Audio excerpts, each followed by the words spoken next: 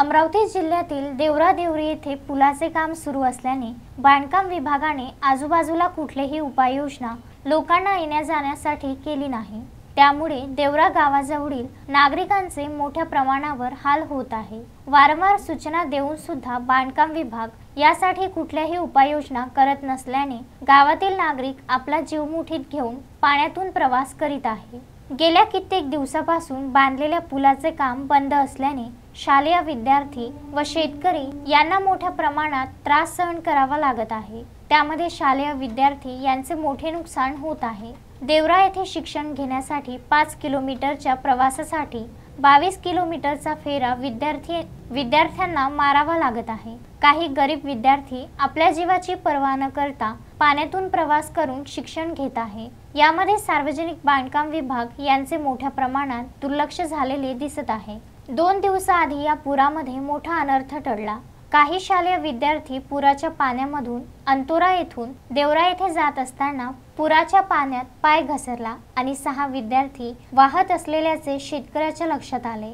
त्यांनी तात्काळ धाव घेऊन त्या 6 विद्यार्थ्यांना आपल्या जीवाची पर्वा न करता प्राण वाचून सुखरूप बाहेर काढले।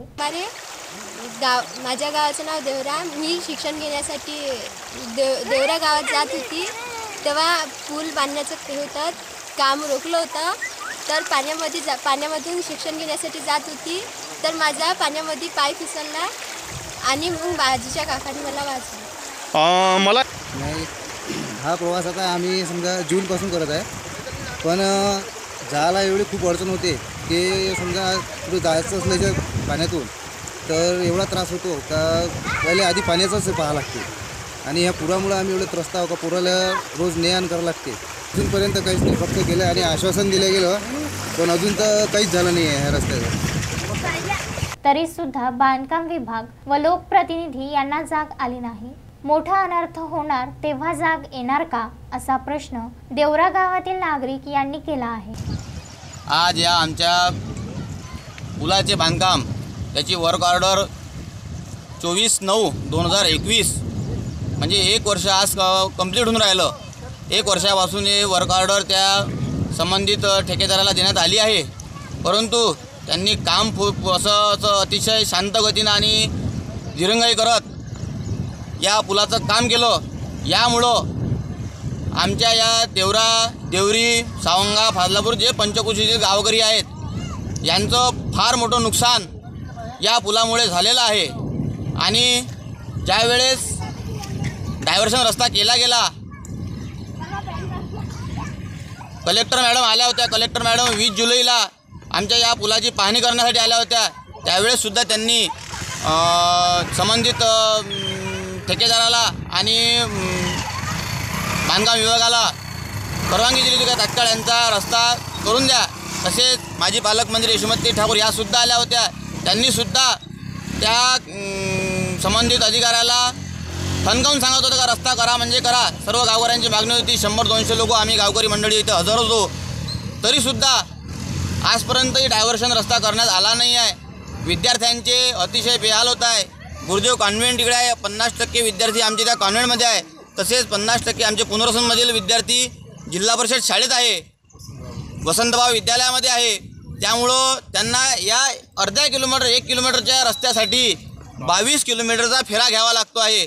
हे नुकसान अतिशय गोरगरीब लोकांना या सोसावं लागत आहे। तसेच काही विद्यार्थी घरीसुद्धा बसले आहेत, त्या विद्यार्थ्यांचं फार मोठं नुकसान या पुलामुळे झालं आहे।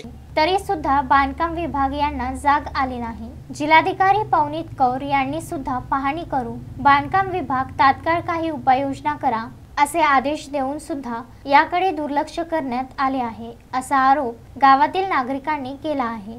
जर येणाऱ्या 8 दिवसांमध्ये बांधकाम विभाग व लोकप्रतिनिधी यांनी काही उपाययोजना न केल्यास अंतोरा, सावंगा, देवरा देवरी, नांदुरा येथील सर्व नागरिक व काही विद्यार्थी एकत्र येऊन या पुलाच्या पाण्यात आत्मदहन करू व काही बरे वाईट झाल्यास सार्वजनिक बांधकाम विभाग जबाबदार राहील, असा इशारा आजूबाजूला असलेल्या गावातील नागरिकांनी दिला आहे।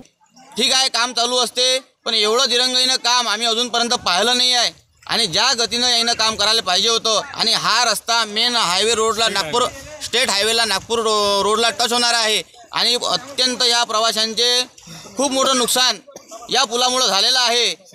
तरी तसेच शेतकरी बांधव 50% शेतकरी बांधव आमचे या देवरी भागात आहेत. 50% शेतकरी बांधव या देवरी भागात आहेत.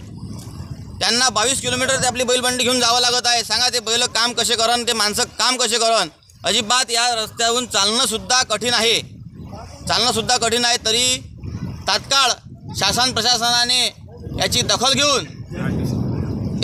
घेऊन 8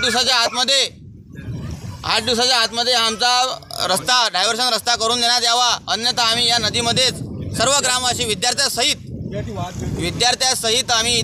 सुयोग गोरले, विदर्भ न्यूज, चांदूर बाजार.